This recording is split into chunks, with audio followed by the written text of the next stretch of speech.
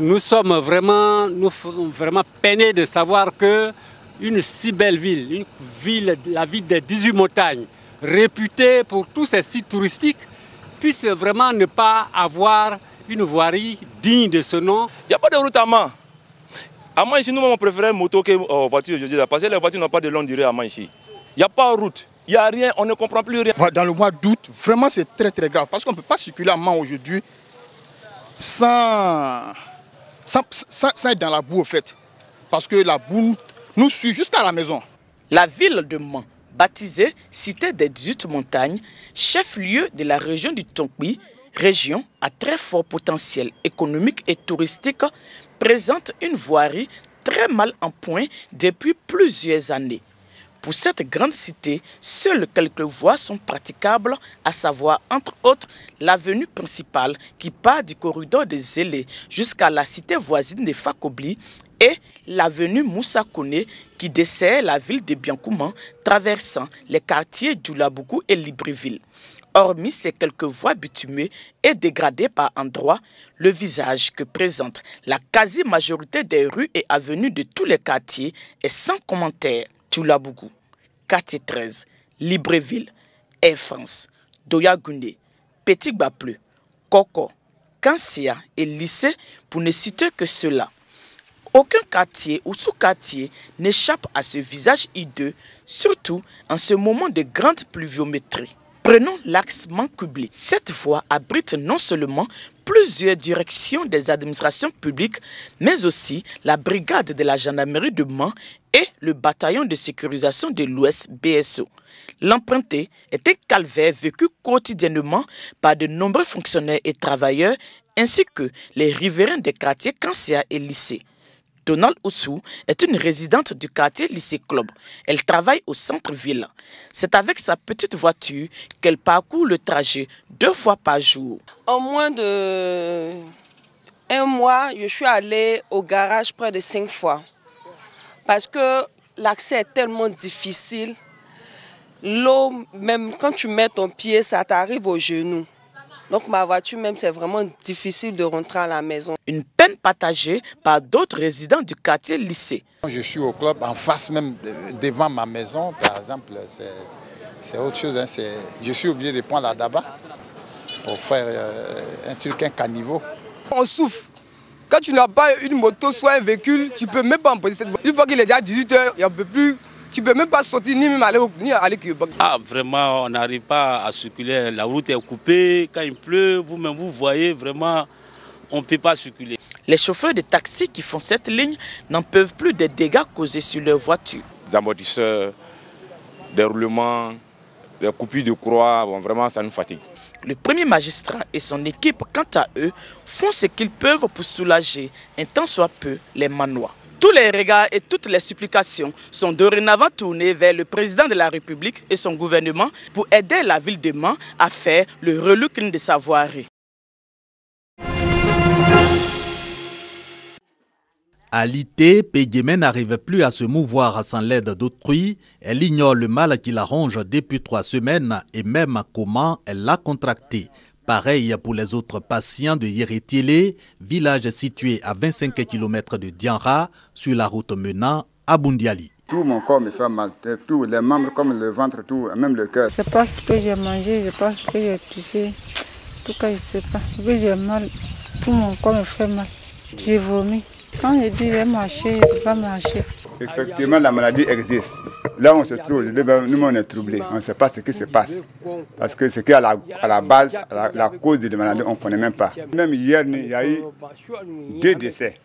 Inflammation du visage et des membres, constipation, douleur à la poitrine, ballonnements abdominaux, fatigue générale, vomissement. Manifestation de cette pathologie encore inconnue des services de santé. Cependant, il lui impute déjà 9 décès sur les 28 enregistrés dans son foyer de Yérétilé depuis juillet 2019. Mais trop tôt pour en juger d'une épidémie ou de maladie contagieuse. De ceux qui ont traité ou touché les patients ou les morts, personne en effet ne présente de ce fait les signes de ce rongeur.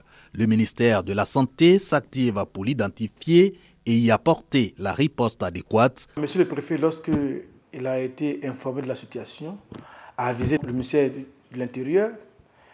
Le ministère de l'Intérieur qui a aussi adressé une correspondance au ministère de la Santé. Et puis, les cadres et l'administration ont fait mains et pieds pour pouvoir avoir le ministre lui-même qui a pris des dispositions pour qu'une équipe d'experts avérés vienne sur le terrain. Ce que je voulais dire aux populations, c'est de ne pas céder à la panique. Toujours de sources administratives, cette équipe d'experts est effectivement arrivée sur le terrain ce vendredi. Aussitôt a-t-elle commencé la prise en charge des malades et ses investigations pour contenir le mal de Yérétiré et environ.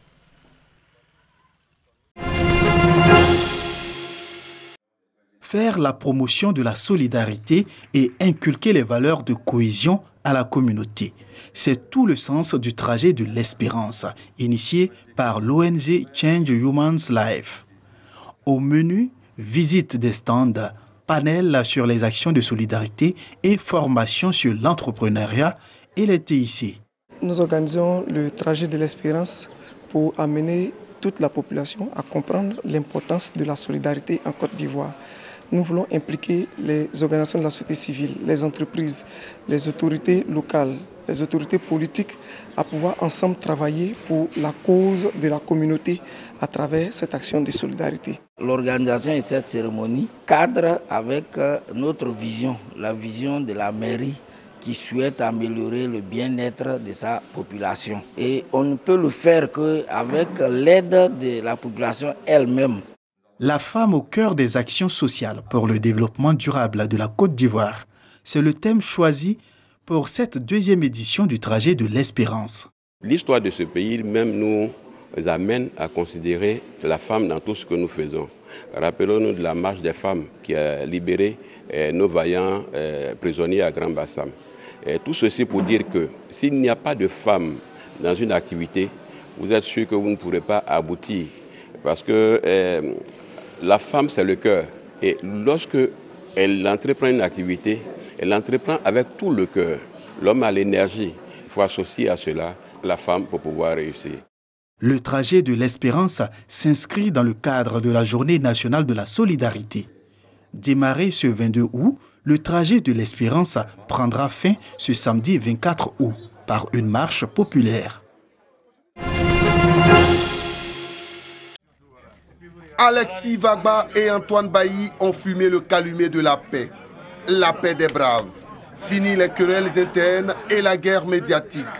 Les pourparlers qui avaient débuté entre les deux principaux acteurs de l'Africa Sport d'Abidjan ont donc pris fin au siège de la Fédération ivoirienne de football dont les responsables étaient les initiateurs. Les parties conviennent que la présidence du bureau exécutif sera assurée par M.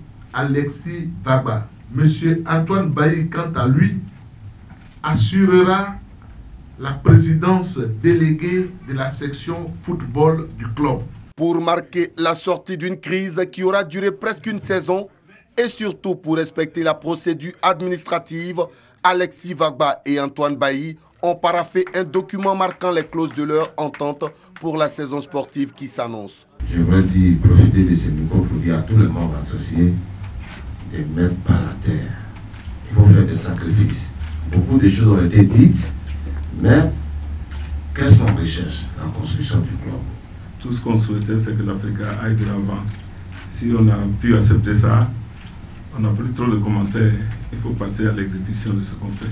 Au bout de la saison, une assemblée générale extraordinaire devra être organisée pour permettre à l'Africa Sport d'Abidjan de se choisir un nouveau président à travers des élections supervisées par l'instance fédérale du football ivoirien.